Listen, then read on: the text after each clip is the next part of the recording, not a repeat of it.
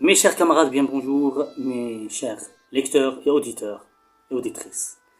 Je suis Abdullah Al-Husseini, chercheur et essayiste.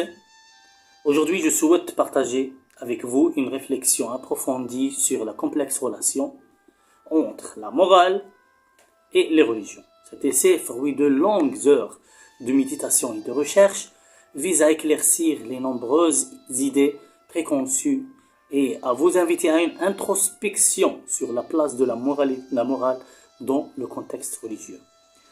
Je vous invite donc à m'accompagner dans cette exploration intellectuelle. Merci d'avance. Interrelation entre morale et religion. Une analyse philosophique par professeur Abdullah Al-Husseini. L'idée préconçue associant étroitement morale et religion est largement répandue. Certains penseurs ont même postulé une synonymie entre ces deux concepts.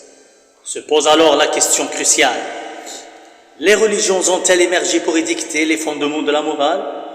Existe-t-il une source morale indépendante de la conceptualisation humaine?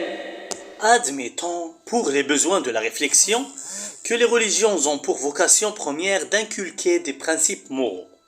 Il serait alors convenu que la morale, indépendamment de ses origines, aspire à établir une société où prévaut le bien-être de ses membres. Cela constituerait la quintessence de la morale. Ainsi, l'interrogation demeure, cette aspiration est-elle intrinsèque à la doctrine religieuse? Les écrits sacrés fournissent des directives morales visant non seulement à prévenir le préjudice, mais également à promouvoir le bien. Par exemple, le précepte « Honorez vos parents » côtoie l'injonction d'éviter les liens avec ceux qui s'opposent à la divinité et à son prophète, même s'il s'agit de proches. Ceci suggère une subordination de la morale au sacré.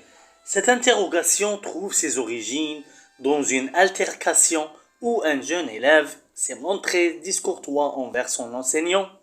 Son père l'a admonesté en lui rappelant un précepte de l'éducation islamique, exhortant au respect des aînés. Si cet incident peut paraître anecdotique, il soulève néanmoins la question fondamentale de la vocation première de la religion. Il semble donc que le message religieux soit axé sur la métaphysique tout en abordant la morale de manière périphérique. Une profonde religiosité tend à prioriser la fidélité à la doctrine au détriment de l'empathie envers autrui. Il convient de noter que, pour une grande majorité, une modération dans la pratique religieuse permet une harmonie entre croyance et éthique.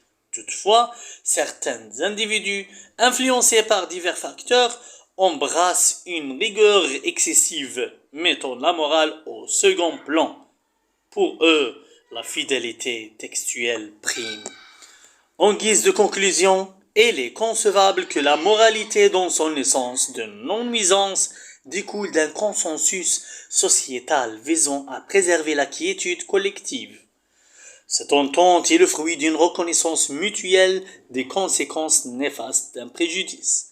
Cette reconnaissance transcende même la raison, car observée chez certaines espèces animales, la morale en tant que telle évolue au gré des expériences et des générations, inculquée par une pédagogie intégrative basée sur un pacte social tacite, établi par les penseurs éclairés de la société. Ainsi se consolide la discipline morale.